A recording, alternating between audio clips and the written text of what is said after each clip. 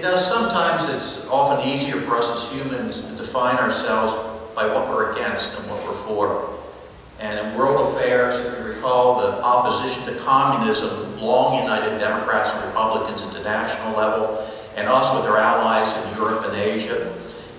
We even supported horrible regimes in the process that trashed human rights in the third world merely because we shared a common enemy. In politics, unfortunately, in political campaigns, opposition to a candidate is often much more likely to draw people to the polls than support of the person they're actually voting for. And that's why politicians so frequently use the negative campaigns.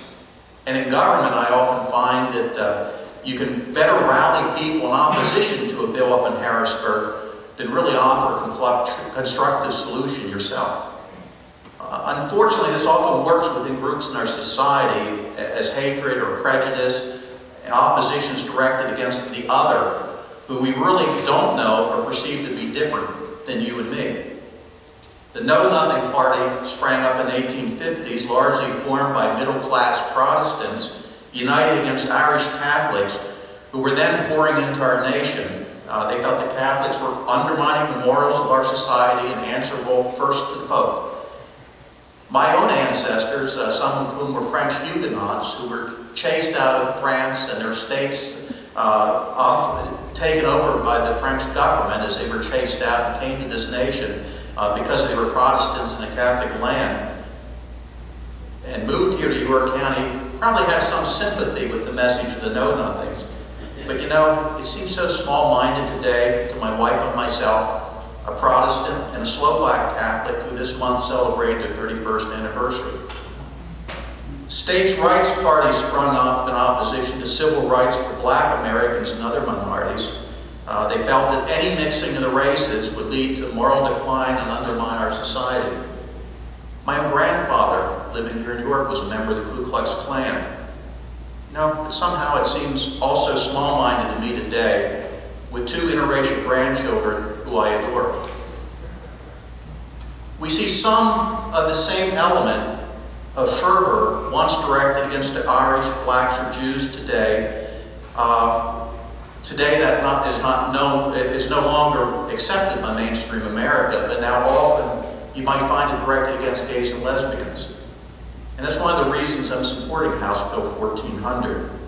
It amends the Human Relations Commission Act originally passed in 1955 and adds protections to people based on sexual orientation, gender identity, or expression to that law. We as a civil society cannot give countenance to such hatred.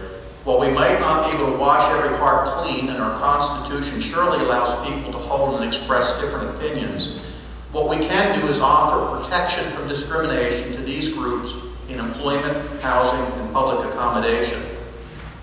All the bill really does is require that people be judged on how well they do a job, by whether they pay their rent or not, and keep the terms of a lease, or follow the rules of a public establishment, not by prejudice against them because of their sexual orientation, gender identity, or expression. Someday this type of discrimination will seem small-minded too. It already does, probably to almost everyone under age 30, as it does to me with a child and several other people close to me and my family who are gays or lesbians. Currently, 20 states have policies prohibiting sexual orientation, discrimination, and employment. That's about 44% of the nation's population are currently protected under a state law. Plus, there are many more people protected under 180 local ordinances in places like Erie County, Philadelphia, and New York City. Pennsylvania should extend this protection to everyone, and again, that's why I support the bill. I must add, Larry wanted me to add some comments about the politics of the issue in Harrisburg, a lot of the LGBT issues like this. And years ago, I reflect back when these types of issues came up, and I would be lucky to have one person contact my office in support of these issues. Meanwhile, I would receive a ton of correspondence against. I guess my mind was opened up when I had one young lady who had the courage to come in my office and talk to me about her support for hate crimes law. And while I was stubbornly refusing to support it during that meeting, She opened my eyes. I thought about my own family, and she changed my whole opinion on the issue. She had the courage, shaking as she was, to come in and see me, and she won my vote, and she won my support for that issue and other issues. The LGBT community has changed much over the years. Recent fights on the Hill on different issues, I've probably received as much correspondence in support of legislation from the LGBT community as I have from the other side.